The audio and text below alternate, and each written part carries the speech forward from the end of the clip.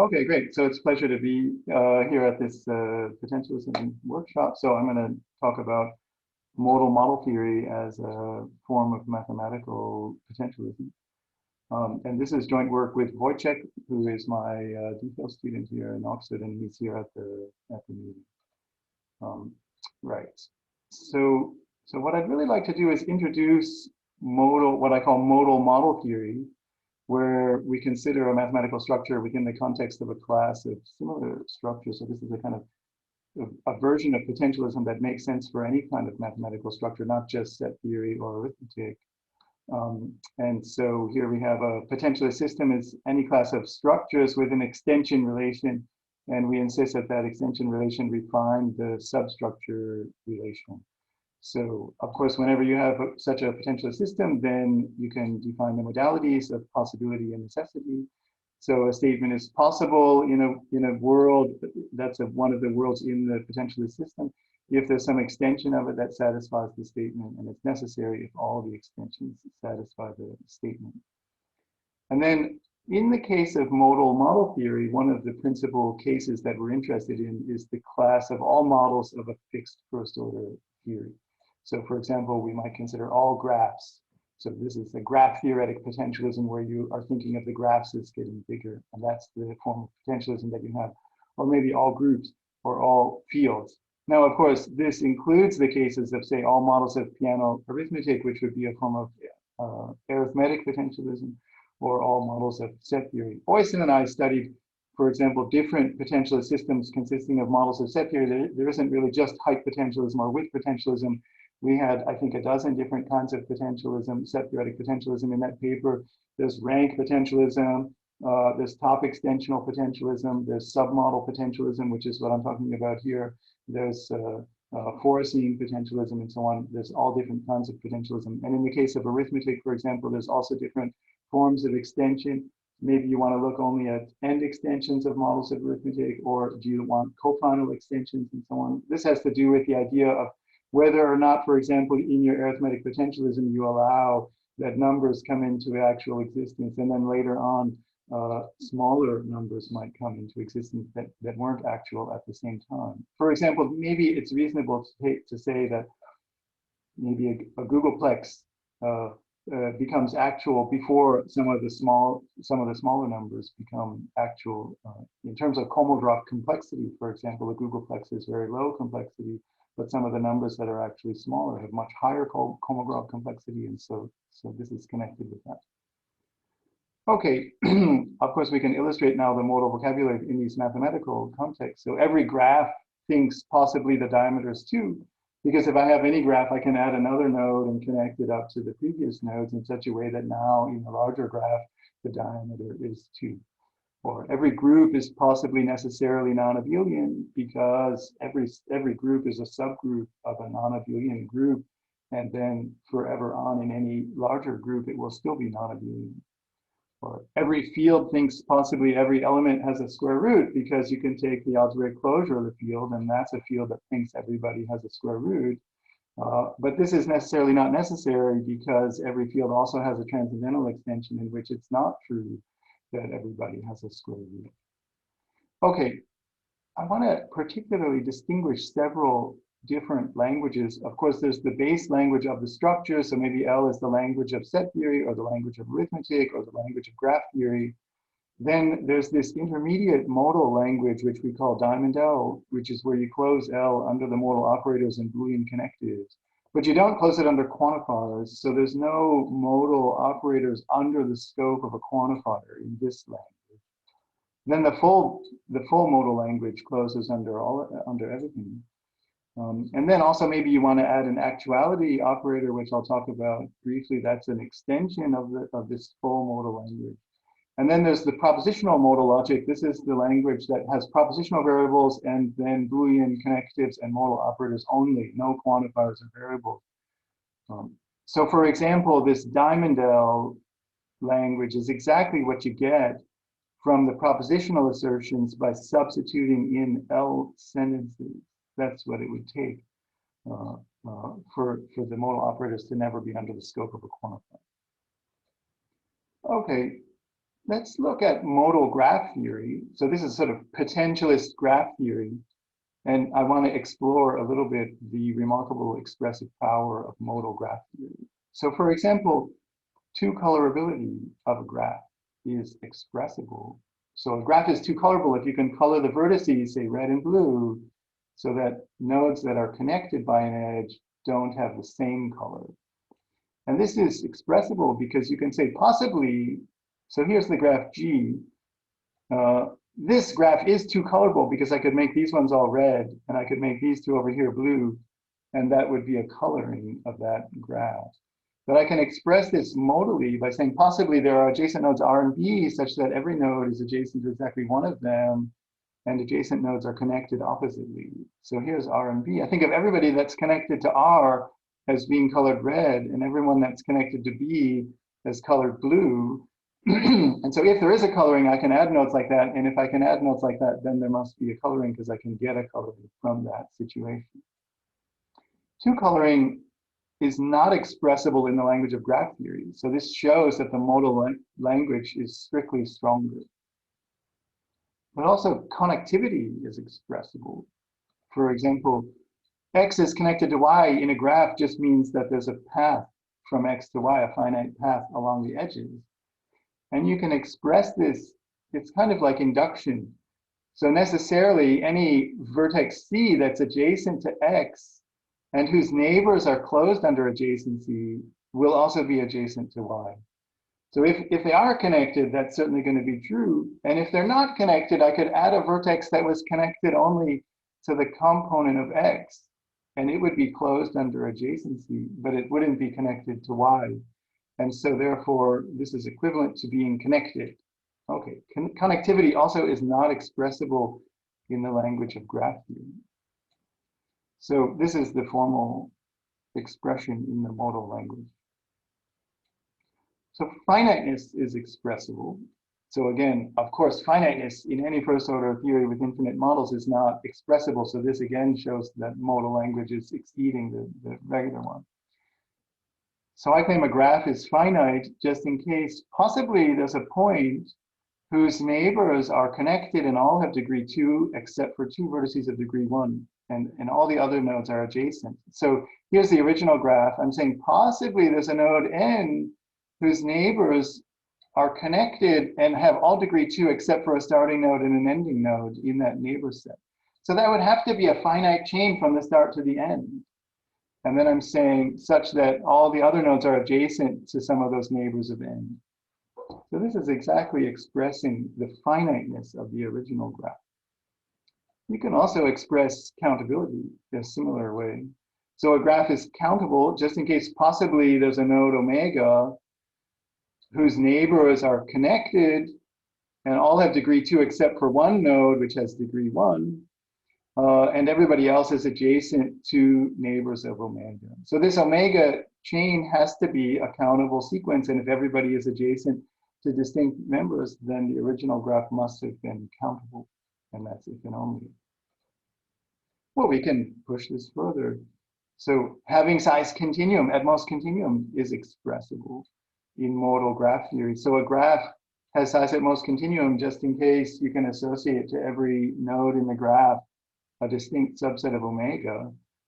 And so we can say possibly there's a node omega whose neighbors are connected and all have degree 2 except for one node which has degree 1, in the neighbor set, so that any other two nodes like X and Y are connected to distinct subsets of neighbors of omega. So X and Y differ on their connectivity to this node N. And so that means that we've associated to every node a subset of that countable set, and so the graph would have to have size at most continuum. Okay, one can push this very, very far. We can express having size all of 1, all of 2, and so on, all of omega, Beth omega. We can express having the size of the least Beth fixed point or the least Beth hyperfixed point, and so on, much, much more. So modal graph theory is incredibly expressive in terms of these set theoretic features, and a large fragment of set theoretic truth is in fact interpretable in modal graph theory. You can interpret much of set theory into assertions about graphs in the modal language of graph theory. Okay, let's now go to the sort of more general case of mod T, the set of models of the first order theory T. So I want to emphasize that there's two natural accessibility notions in mod T. On the one hand, there's direct extension, which I think is what many potentialists are usually thinking about. So something is possible if there's some extension, so M is a substructure of N, and N satisfies P. And this is very natural from a potentialist point of view. You think of the individuals as coming into actual existence, and then those individuals persist as the very same individual. But there's a problem with direct extension in that it has very poor algebraic properties. For example, direct extension is almost never convergent. It's almost never directed. And the reason is that you could happen to use the same individual in one extension, or you could have used that same object, that same individual in a different extension, but in an incompatible way. And then there would be no way of bringing those two direct extensions together. And so if you want to argue, say, for S4.2 because of directedness, then if you're using direct extension, you're not going to have it. And so there's another way of talking about extensions, and that is embedded extension. So an embedded extension is where M is isomorphic to a substructure of N. So we have an isomorphism, an embedding of N into N. And now this is embedding possibility. And this is very natural from a mathematical point of view. Mathematicians often like to just look at things up to isomorphism and so on. And so they want to think about embedding the structure instead of directly extending the structure. And also it has much better algebraic properties. For example, in many natural cases, it does have convergence, it does have amalgamation, it is directed, and so on. And then the observation is that fortunately, the two modalities are identical. And so something is possible with direct extension if and only if it's possible with embedding extension. And so this theorem tells us, well, we don't actually need to worry. If we're just talking about modal assertions, we don't need to worry about the difference between direct extension and embedded extension. And the point of this is that now we can think about direct extension as the main extension, but we can use the algebraic properties of the embedded extension, which is directed and amalgamation and so on, in order to make conclusions about the nature of the modal features of the direct extension. Okay, so now one of the first lemmas we proved about modal model theory is that the L theory determines the diamond L theory. This is the intermediate modal theory. So if you have an elementary substructure in the original language, then that is if and only if it's elementary in the diamond L language. So there's a sense in which the diamond L theory, the modal theory in this fragment of the modal logic, is completely determined by the L theory. It's not true in the full modal language, but it is true for the intermediate modal language. And that's one of the reasons to pay attention to this intermediate modal fragment. So it's also true for elementary equivalence. So if M and N have the same theory in the original language, then they have the same theory in the diamond L language as well. And you can use this to show, for example, that countability is not expressible in the diamond L language of graph theory, because you can have a countable graph and an uncountable graph having the same theory, like by Levenheim-Skolin, that's true. But then, therefore, they would have to also have the same diamond L theory. And so diamond L is not capable of expressing countability for that reason. So this is not true in the full modal language, because the full modal language was capable of expressing countability. Okay, so maybe that theorem suggests that because the diamond L theory is equivalent to, is determined by the L theory, you might think, well, that must be because the diamond L theory is, every diamond L assertion is maybe expressible in the original language. But that's not true, because two-colorability is diamond L expressible, but it's not expressible in the language of graph theory. But meanwhile, every diamond L formula is equivalent to an infinitary L assertion. And that's just because whether or not a model satisfies a formula phi is determined by its L theory. And so phi is equivalent to asserting of one of the theories of a model in which phi is true, that that theory is the case. That's an infinitary L assertion, and every diamond L assertion is equivalent to such a kind of infinitary disjunct of infinitary conjuncts of L assertions. It's not true in the full modal language um, for those kind of countability reasons that I just discussed. Okay, this equivalence though, because this is a continuum-sized disjunction, this is a countable conjunction. So it's very natural to ask, well, is every diamond L assertion equivalent to an assertion of L omega 1 omega, where you have only countable conjunctions and countable disjunctions? And we don't know the answer to that, it's open. So there's some special cases model theorists often look at, for example, quantifier elimination. A theory admits quantifier elimination when every L assertion is equivalent to a quantifier-free assertion.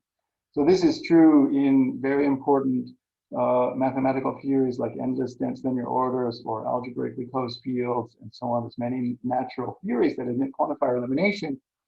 And in those cases, then we've proven that also you have modality elimination and modality trivialization. So modality elimination means that every modal assertion should be equivalent to a modality-free assertion. And modality trivialization means that specifically you can just delete the modalities and it's equivalent so that the modalities are trivial. So if the theory has quantifier elimination, then you shouldn't really be talking about the potentialist version because the modalities become trivial in this sense. We can prove that modality elimination and modality trivialization are not equivalent. There's a theory that has elimination but not trivialization. So here's another necessary and sufficient condition for trivialization. So namely, the theory admits modality trivialization, and it doesn't matter whether you're looking at assertions over L or over diamond L or the full modal language. If you have modality trivialization in any of those, that's equivalent to the theory being what's called model complete. Model complete means that substructures are automatically elementary substructures. So this is equivalent to the theory proving that every formula is equivalent to a universal formula. So it's a weakening of quantifier elimination. You can eliminate almost all the quantifiers, but you're going to have one universal quantifier left.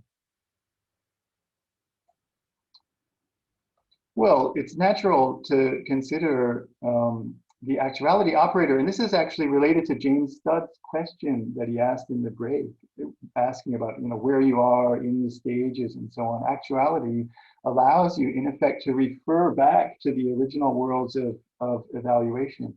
So in the ordinary modal language, you are not able to say that it's possible that something has a certain feature with respect to all of the objects that used to exist in the previous universe. You don't have any way of talking about the previous universe, and that's what the actuality operator allows you to do. So for example, this statement here asserts that possibly there's a node adjacent to all and only the isolated nodes of the actual world. I mean the nodes that are isolated in the world in which we're asserting this statement, not the world in which the statement that's asserted to be possible is true. Okay, and then there's, of course, fancier versions with iterated semantics, where if you say something is, say, necessarily, possibly necessary, then you've got a whole sequence of worlds, and you'll have actuality sub 1 and sub 2 and so on. You'll be able to refer back to the worlds that arose during the semantical decomposition of the modal statement. So modal graph theory with actuality appears to be stronger than modal graph theory, although we can't prove that. So with modal graph theory with actuality, we can express, say, that two nodes have an equinumerous neighbor set. Or we can express the well-foundedness of coded relations. We can interpret full set theoretic truth in modal graph theory with actuality, but we don't know how to do that without actuality. And so it's a question whether actuality is expressible in modal graph theory. We don't know how to do it. I don't think it's true. I think that none of these things is expressible actually in modal graph theory, but I don't know how to prove that. Now, let me come to these modal validities. So an assertion is valid at a world. So these are propositional variables here. if all of the substitution instances where you replace those propositional variables with assertions in the substitution language are true at that world. So we're talking about validities not with respect to a proof system. This is entirely semantic notion. We have this potentialist system. We have a world in that potentialist system, and we're saying that a certain kind of modal statement about propositional variables is valid. Think of that statement as a kind of scheme that's standing in for all of its substitution instances where the psi's are replacing the propositional variables. And also I want to emphasize that when we say something like S4.2 is valid at a world, we're not thinking of S4.2 as a logic, but as a theory, as a modal theory, merely as a set of propositional modal assertions. And the reason is that whether or not a modal assertion is valid is often extremely sensitive to the language of allowed substitution instances, for example, whether parameters are allowed. And because of this, it doesn't interact very well with the rules of inference and the proof system, even though, for example, maybe we can validate S4.2, but only if you don't allow parameters. If you do, then you don't get S4.2. And we have all kinds of examples showing this very fine sensitivity. So there's very easy lower bounds, some of which have already been mentioned. S4 is always valid in any potentialist system, as is the Campos-Larkin formula. If you have a convergent potentialist system, so that means that if you have a world and it can see two other worlds, then there's a further world that they can both see. Then S4.2 is valid for sentences. Okay, but you need more than convergence to get parameters. You need amalgamation. And remember, direct extension is almost never convergent. It's embedded extension that is convergent. And then amalgamation is exactly the difference between convergence, because you have embeddings of the given world into two, and then those worlds embed into the top one. And amalgamation means that the diagram commutes, that any individual, if you trace the embeddings this way or this way, you end up in the same place. That's what it means to say the diagram commutes, and that's what amalgamation is. So if you have amalgamation, which you often do, then you get S4.2 is valid even with parameters. If it's linearly preordered, then S4.3 is valid. Okay, now I want to emphasize that those are the easy lower bounds. To show that something is valid is easy. To show that something is not valid is much, much harder, but we have this technology emerging in a series of papers over the past 10 years or so, the control statement method of proving upper bounds on the validities. And so we have these different kinds of control statements. So a switch is a statement which is possible, and the negation is possible over any world. So you can turn it on and off like a light switch. A button is a possibly necessary statement, so you can make it necessary. You push the button and you can't unpush it. A ratchet is a sequence of buttons, so that you can push each next one without pushing the one after. So each of them implies the previous one. So it's this unidirectional thing. You can push more and more, and you can stop at any point. A railway switch is a statement R, which is possibly necessary, and the negation is also possibly necessary. So you're at the railroad tracks right at the switch, and the train is coming. You can make it go that way, or you can make it go this way. But once the train goes by, then it's all over. So you either made it necessary or you made the negation necessary. This kind of situation is, of course, fundamentally incompatible with S4.2. This is a kind of S4 situation. And then if you have a finite assemblage of these railway switches like into a finite tree, then this is what we call a rail yard. And the basic theorem is that if you have independent switches in a potentialist system, then the validities are contained in S5. If you have independent buttons and switches, independent means that you can control these statements independently. You can switch any switch you want without switching the other ones, and you can push any button without changing the switches and so on. Then the validities are contained in S4.2. If you have ratchets, then it's S4.3, and if you have rail yards, then the validities are exactly S4. So this is a much harder theorem than the previous observations that certain things are valid. And this is part of my interest in this subject of potentialism, is really to analyze exactly what the modal validities of a given potentialist system are. And so we really need both sides, the lower bounds and the upper bounds. Okay, so, right. Now, if you're in mod T again, so the models of a given first order theory, say all graphs or all fields, then you can always find an individual model in which S5 is valid. I'm not saying S5 is valid at every world, just at that world it's valid. That's a model of the maximality principle. And if the theory happens to be AE axiomatizable, as many theories are, for example, group theory and graph theory, these are AE axiomatizable theories, then every model can be extended to one where you have S5 even with parameters. And these are both chains of models argument, because S5 is the assertion, right, that every possibly necessary statement is already true. And so it's saying every button has been pushed. And if you have a model and it has an unpushed button, then you can make a bigger model where that button is pushed. In other words, where that statement is necessary. And if you have another one, then just make a bigger model. And if you just do that, then you're going to push all the buttons that could possibly be pushed, and then you just need a bigger model on top of all those. And that model, if it thinks something is possibly necessary, then all those individual models also thought so, because they could have gone all the way up there. And so it must have already been pushed. You already pushed all the buttons, and that's why you get S5.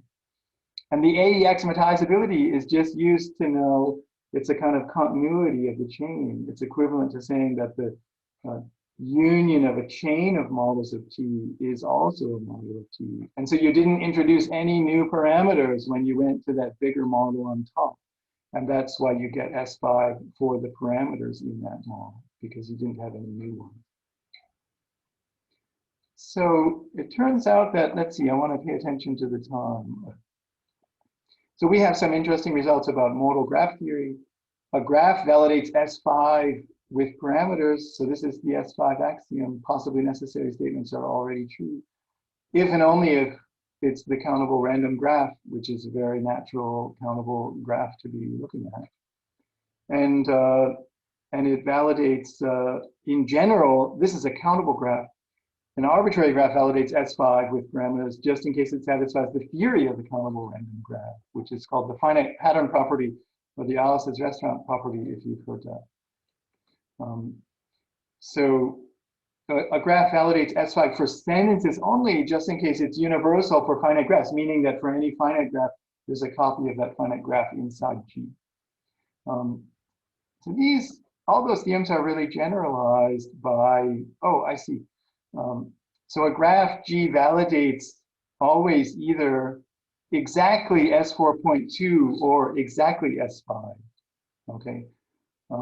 There's no other possibilities if you're talking about assertions with parameters. And the reason is that if it has the finite pattern property that characterizes the countable random graph, then it will satisfy S5.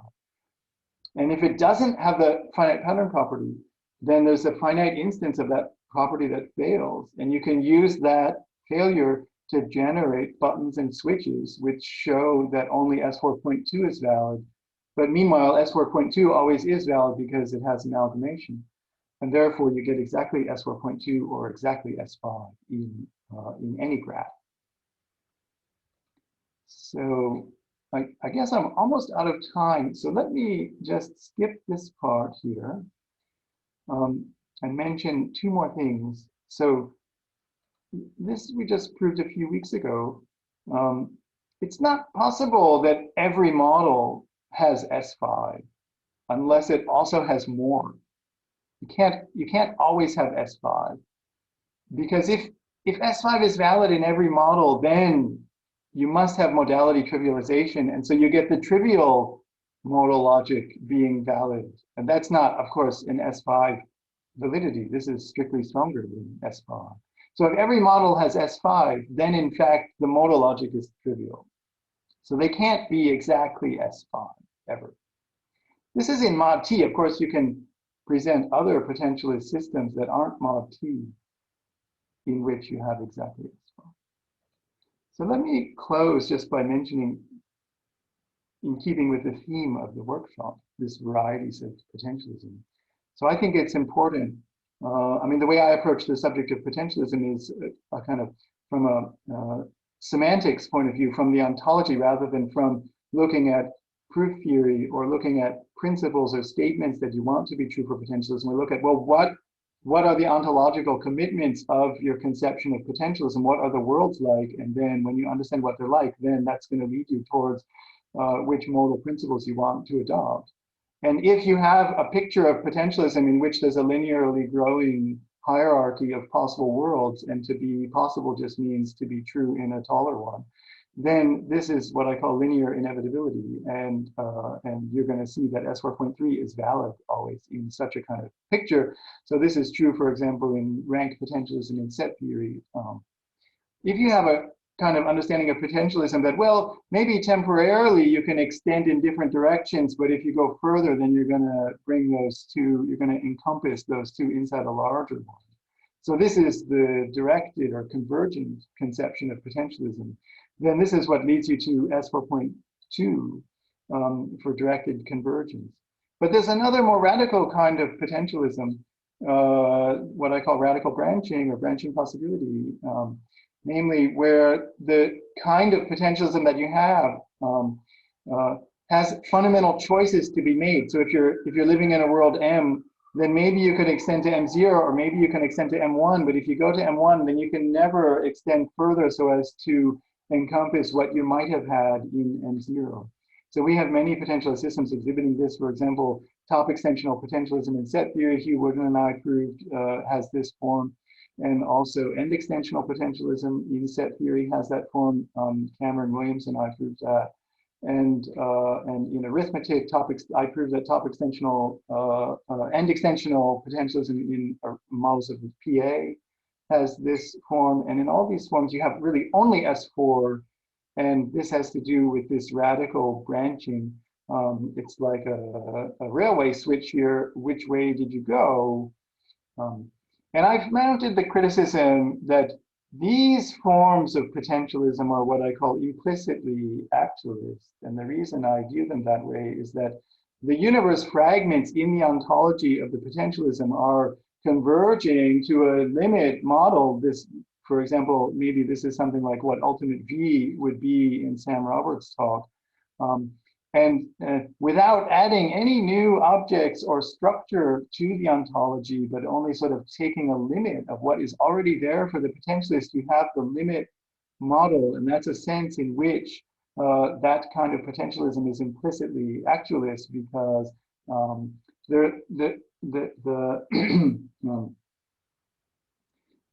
the difference between saying, well, the universe actually exists or it doesn't, is a difference that doesn't seem to matter in any way, because we have the potentialist translation. We can talk about truth in that limit model, even if the limit model doesn't exist in our ontology.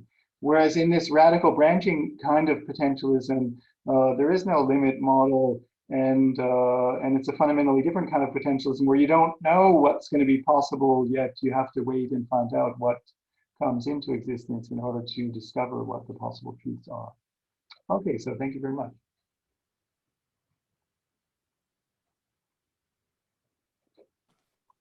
Thank you, Joel. So then we have some time for questions, so people can just write in the chat. And I see Øystein has, yeah, you can start off, Øystein.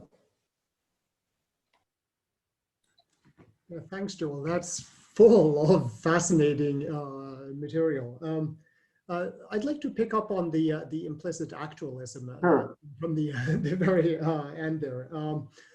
So yeah, there is something, some common ground with the actualist for sure, and I think that's very nicely reflected in what I like to call the mirroring theorem. So the fact that you can then use the potentialist translation and recover ordinary classical first order logic. So for the purposes of the first order theory, the mathematics and logic you get is exactly what the actualist would get. But once you go to higher order or non-first order settings, differences do emerge, which is why I wouldn't see this as a complete actualism. So look at collections understood in some combinatorial sense, so that the collection presupposes each and every member of the collection. So say pluralities or combinatorial sets. Then on the, for the potentialist, to have a combinatorial collection, you've got to have each of the members at the relevant stage. And since there's no stage where you have all of the members, then you haven't got, say, naive plural comprehension, or you haven't got a universal set, less surprisingly. So differences emerge once you go beyond first order logic is what I would want to say. Right. Well, let me respond to that. So there's different ways of understanding the sort of second order logic in the potentialist setting. I mean, one way is that, well, when you have a second order quantifier, I mean, one has to be very clear, I think. If you have a second order quantifier, then if you use it at an actual world in your potentialist system, are you just quantifying over the sub collections of that object? This is like Sam's plural quantifier, I think. That's how he was interpreting the plural quantifier in his version. Okay, but another way to do, and in that, with that understanding of second order logic, then I don't think your objection applies. I think that if it's convergent, then it's still explicitly, I mean, it's still implicitly actual, because we can, all those second order quantifiers can be viewed as just basically second order quantifiers over the limit model. But if you have another more robust version of the second order quantifier, which would go beyond what Sam was talking about, where you're quantifying over classes of possible things, like, for example, and you can do this with plural quantifier, class quantifier. To me, those are basically the same thing. If I consider, say, all the possible red things, that's not a plural quantifier in Sam's sense, but it's a second order quantifier in this more robust sense. And I would say, well, look, if you are serious about those kind of second order quantifiers, then you shouldn't be a potentialist. That's talking about this enormous object that's way beyond. I mean, the potentialist is saying, well, look, I can't really promise about the things that exist way up there. I'm only going to take the actual things and then a little bit more and then a little bit more. And for such a kind of potentialist to say, but I also want to talk about these classes of all the possible things and so on, this huge tension between that kind of interpretation of second order logic and potentialism. And so I don't think that one can ground an objection to one kind of potentialism or another based on that kind of combination of potentialism plus enormous classes being part of the ontology. Yeah, no, I certainly agree with the last thing you said. So if you want to be a potentialist in any meaningful sense, then the second order entities, just to call them that, they too need to be generated in some sense, since otherwise it's unclear in what sense this would still be potentialist.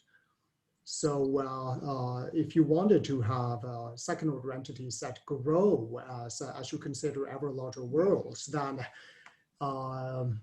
those entities would have to be generated in some other way.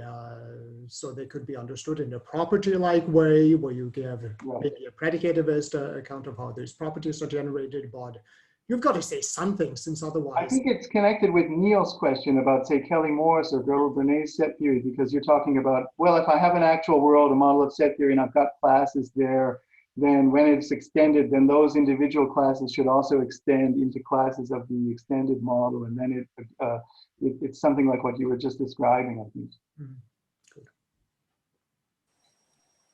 Mm-hmm. Great. So then the next one is Neil. Cool, thanks. This is really, really interesting stuff. My question is, I mean, it's maybe a little speculative, but have you looked at all at how or if this can be used to deal with more kind of model theoretic questions about, say, classification of different theories? I mean, you have this nice result early on that model completeness and, if I recall correctly, S5 are linked. Are there other model theoretic things you can classify using the modal logic? Yeah, so that's exactly our goal, is to sort of start doing modal model theory. So that's the title of the paper, Wojciech and I, it's just on the archive. I mean, we just put it on the Math Archive a few days ago, so the paper's out. And that's exactly what we're trying to do, is figure out to what extent, for example, we can show compactness doesn't hold in the modal language, not even for the Diamondale case. The Walsh ultrapower theorem doesn't work in the modal language. A theory is model complete just in case it has modality trivialization. It wasn't S5, but modality trivialization. Oh, sorry, yeah, that's right. And we have a collection of results along those lines. Also, the sort of definability of these cardinals is connected with the idea of looking at, say, the Hartog number, the Levenheim number of the language, and we're trying to figure out exactly what those cardinalities should be. So the full modal language of graph theory can express these enormous cardinalities. And so we're trying to find out, well, what is the bound exactly, and how does it relate to the other cardinalities that come up in model theory? And also, for example, Wojciech in his dissertation is looking at fields. So a field, in the context of all fields, you get S5 if and only if you're algebraically closed, which I thought was a kind of nice result. S5 for sentences if and only if you contain the algebraic closure of the prime subfield, and with parameters, then it should be fully algebraically closed.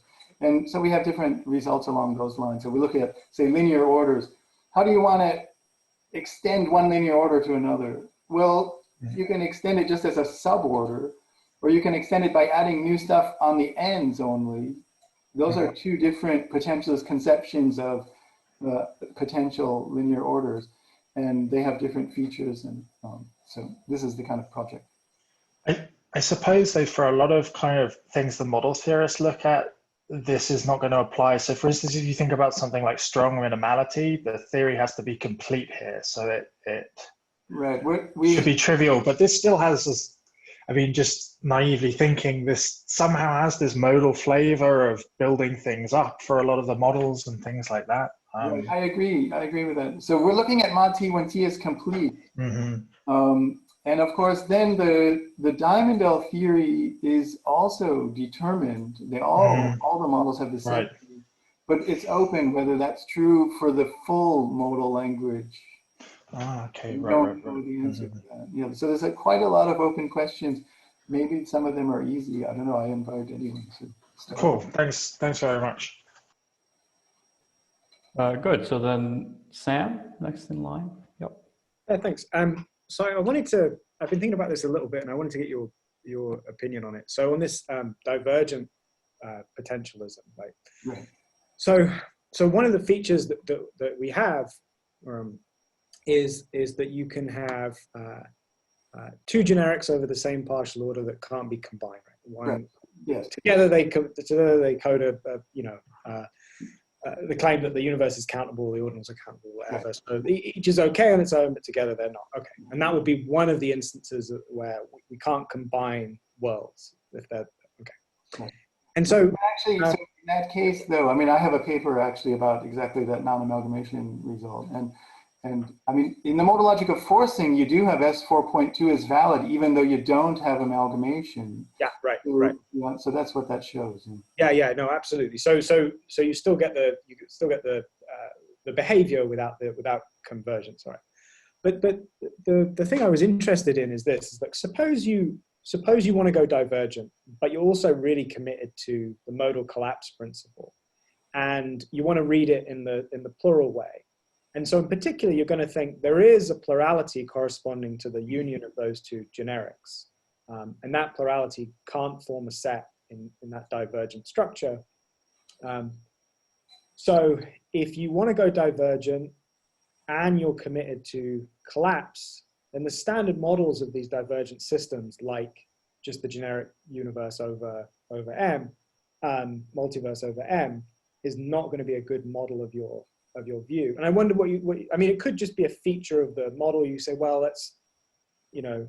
If you look at models of set theory, or even just countable models of set theory under end extension, then you have only S4, and it has radical branching, and this is a consequence of the universal algorithm. There are these sigma-1. There's a sigma-1 definable sequence. A sigma-1 definable finite sequence that can be anything, And once you extend it to make the first element of that definable thing start with, a certain set, then no further extension is going to make it start with a different set. But you could have had it start a different way. That's the kind of fundamental branching. So it's connected with these universal algorithm results. Yeah. And even though, well, I mean, okay, so in this amalgamation result that you were just talking about, say if you look at, say, countable transitive models of set theory, then in my paper with Oyston, we considered that case. And you do have S4.2 there, and the limit model that you're converging to, so they can get taller and they can get wider because they're just countable transitive models, so you can force over them and you can also make them taller. Yeah. And they are converging to a limit model, the ultimate V in that case, but it's not a model of ZFC, it's not a model of the power set. It's the H omega 1 of the ambient set theory background that you're building it in. And that's just a model of ZFC minus without power set. And it's a way of maybe understanding what's going on in your remarks at the end of your talk, I think. So, yeah. So the countable models of ZFC, countable transit models of ZFC are getting bigger, bigger, bigger, bigger. But in the limit, you don't have ZFC anymore. You have to give up power set because you can always be adding new subsets of 2 omega, as you pointed out. Yeah. And so in the end, the power set of omega doesn't exist in the limit model, but it still exists as a structure, and it is there, and it is the limit in the formal sense of the potentialist limit that Oyston and I defined in our paper. And so the limit of those countable transitive models of set theory is just H omega 1, and it's a ZFC minus model. Yeah, I guess so. That's super interesting. I guess my question was maybe more clearly this. Is there a natural way to combine width potentialism with the modal collapse principle? So the claim is the modal collapse principle fails. One does have modal collapse because any subset, I mean, okay, you talk about polar quantifiers and so on, but yeah, so think about actually, then any subset of it exists in a larger one. So that's going to give you modal collapse, I think. So the thought was, look at the generic where you take these look at the partial order over which you have your two generics. It will be an actual subset of that, not from the perspective of the model. I know, but the amalgamation it's not saying that they can't ever be amalgamated. It's saying that they can't be amalgamated in a model of the same height. That's right. That's true. Yes. And so the way this potential system that I was just describing isn't restricted in that way, and it can get taller. Oh, I see. Okay. I'll think about that. Thanks, John. Sure.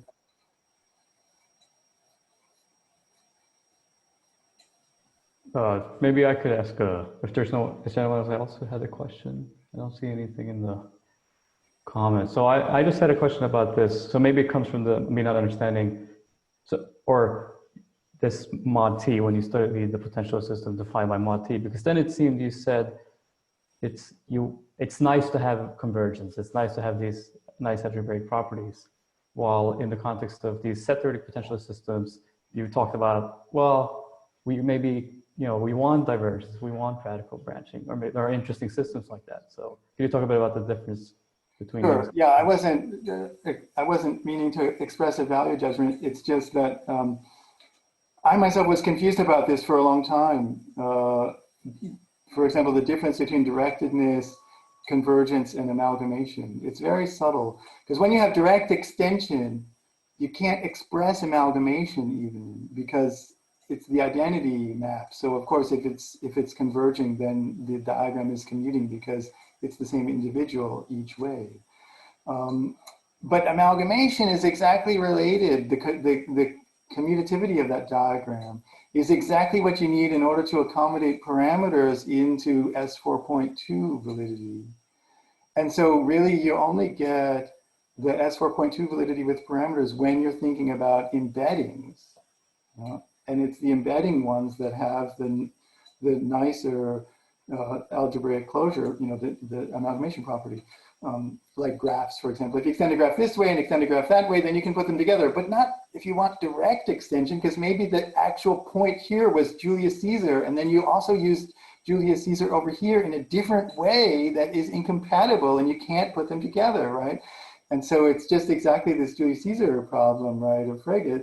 that's the obstacle of the direct extension being convergent. And so I think mathematicians habitually don't think about direct extension, but always habitually think about embedded extension, because up to isomorphism, I can put them together. If I extend a graph this way and that way, then I can put them into a big graph isomorphically. And that's exactly to talk about the embedding extension. And so I think in order to get straight on the roles of what's valid with parameters and without, you have to really make this clear distinction between direct extension and embedding extension. I wasn't intending to suggest that somehow I always like S4.2 and that's a superior algebraic closure. I mean, when in the context of mathematical systems that we think of as having amalgamation like graphs, and they do only with respect to the embedding extension, then we look upon that as a superior algebraic property. And fortunately, then it shows you that the embedding modality gives you S4.2, but because embedding modality is the same thing as direct extension modality because of the theorem, then we get S4.2 for direct extension also, even though we wouldn't have any right to get it from directedness. I don't know if that answers your question or not. Well, it is helpful, yeah, great. I mean, but then I guess when it comes to the sets, if people disagree there, I guess there's a sense in which for the sets it's less clear than whether or not we should expect them to have these nice. If we think about, model set theory and extensions, whether or not we should expect them to have these kind of nice algebraic properties or not. Right, I think that's right. I mean, so the way I think about it is that if you're really a radical potentialist in set theory, then you don't expect that there's this linear inevitability of how the universe is going to be revealed as you go to larger and larger possible sets, and that maybe it'll be one thing and maybe it'll be another thing in a way that is incompatible and fundamentally different. Or in arithmetic, maybe the Rosser sentence is going to come out to be true, or maybe it's going to come out to be false. But once one of those is decided, then as you get even taller, there's no changing it. So that's a railway switch. The Rosser sentence is a railway switch in arithmetic and extensional potentialism. And maybe that's how we should be. To me, this is has much more of the essence of potentialism, is that, well, you only have some things and you don't know what's coming yet, and you have to wait and find out.